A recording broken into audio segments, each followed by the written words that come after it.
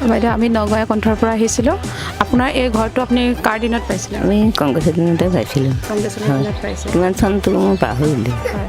আৰু বৰ্তমান এতিয়া আমাৰ মোদী চৰকাৰ আপোনাৰ ঘৰৰ ওচৰতে এতিয়া মোদী চৰকাৰ দিনত আপোনালোকৰ ঘৰৰ মানে পাৰ্থক্যটো আপোনাৰ কেনেকুৱা লাগিছে এতিয়া মানে আমাৰো এনেকুৱা লাগিছে যে আমি এতিয়া আগতে নোপোৱাহেঁতেনে ভাল আছিলে এতিয়া পোৱাহেঁতেন ঘৰটো ভালকৈ বনাব পাৰিলোহেঁতেন এতিয়া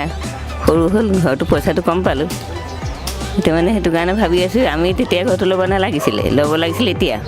এতিয়া লাভটো হৈছে ঘৰ সৰহকৈ পইচাটো পাইছোঁ আৰু ভালকৈ ঘৰটো বনাব পৰা গৈছে ঘৰটো দেখিবলৈও ভাল লাগে তেতিয়া পইচাটো কমকৈ দিছিলে নাতেই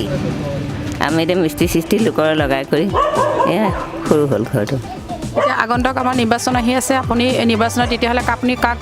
প্ৰতিনিধি হিচাপে বিচাৰিব আমি মোদী চৰকাৰে বিচাৰিছোঁ মোদী চৰকাৰে বিচাৰিব মোদী চৰকাৰ দিনত আৰু কি সুবিধা পাইছে এতিয়া মানে আমি হেৰি পাইছোঁ কিন্তু গেছটো পাইছোঁ